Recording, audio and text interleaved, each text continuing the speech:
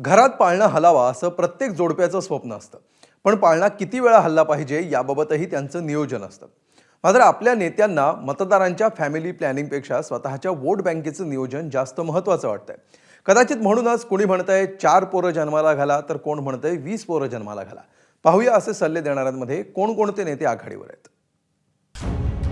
एक मौलाना आहे की कोण आहे देवालाच माहीत आहे, पण ते खुलेआम असं म्हणतात आहे की मला 4 बायका आणि 19 मुलं आहे म्हणतात. मौलाना 19 बच्चे पैदा किए।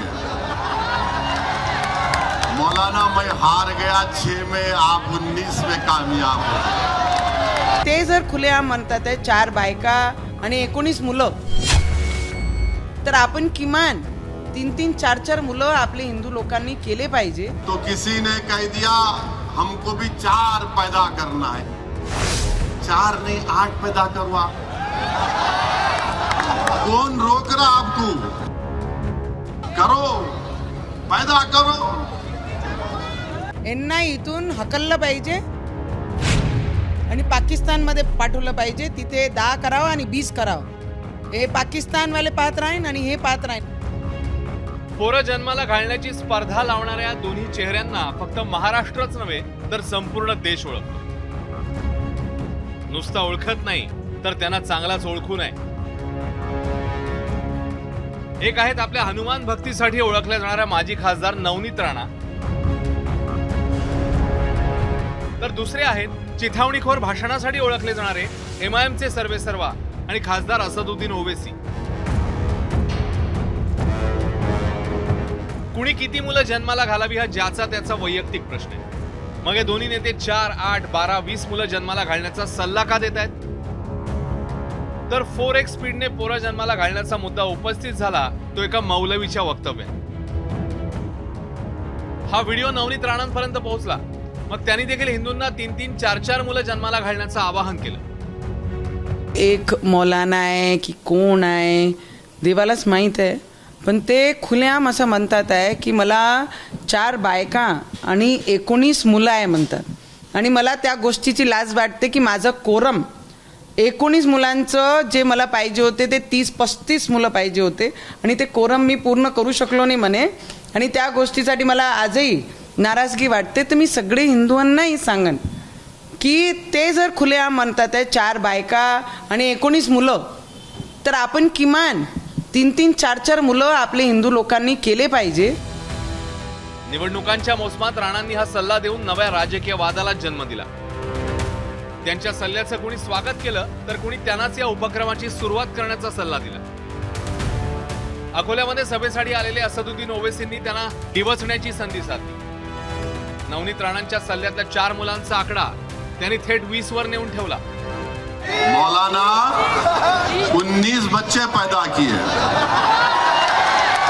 मौलाना मैं हार गया 6 में, आप 19 में कामयाब हो. तो किसी ने कह दिया हमको भी 4 पैदा करना है, 4 नहीं 8 पैदा करवा. कौन रोक रहा आपको? करो, पैदा करो.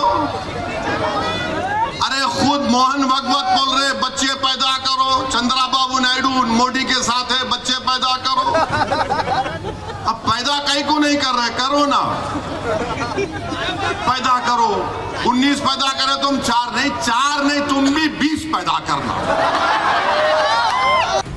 आता मात्र नवनीत राणांचं पित्त खवळलं. सुरुवातीला त्यांनी 4 मुलं जन्माला घालण्याचं आवाहन का केलं यावर सविस्तर उत्तर दिलं. पहिले तर ओबीसीने हे उत्तर द्यावं की मी जे म्हटलं आहे, जे डेमोग्राफी चेंज होत आहे पूर्ण देशाची, भारताची, त्याच्यामध्ये आसाममध्ये जसे घुसपेटी येऊन 200% त्यांची संख्या वाढत आहे. मुंबईमध्ये पहिले 10% होते, आता 30% आहे. वेस्ट बेंगॉलमध्ये जसं त्यांचं प्रमाण घुसपेट्यांचं वाढलेलं आहे. आणि यांचे जे मौलाना आणि हे लोक म्हणतात कुगडे नाही, ओवेसी म्हणते मेरे को 6 है. तुमको ये देश में रहना नहीं है क्या? अगर 6 तुम 8 करो, 10 करो, 20 करो. जिनको इस देश में रहना है वो देश के कानून और संविधान को मान के इस देश में रहना है. 4 मुलं जन्माला घालण्याच्या समर्थनार्थ युक्तिवाद करून झाल्यावर नवनीत राणांनी ओवेसींना पाकिस्तानला जाण्याचा सल्ला दिलाय. अगर आपको ज़्यादा करणे तो पाकिस्तान चले जाओ.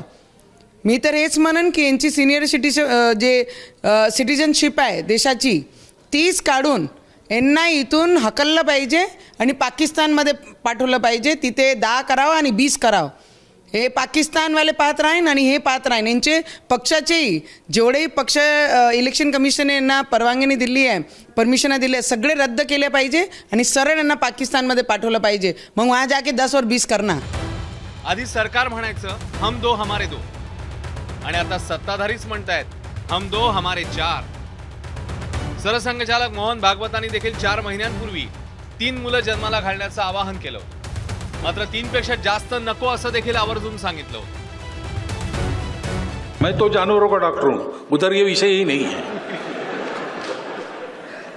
मनुष्यों के डॉक्टर मुझे ये बताते. फिर अपने देश की पॉलिसी है, पॉपुलेशन पॉलिसी, वो 2.1 रिकमेंड करती है. अब वो देश का एवरेज 2.1, ये तो ठीक है, लेकिन संतान होती है तो 0.1 संतान कभी होती नहीं.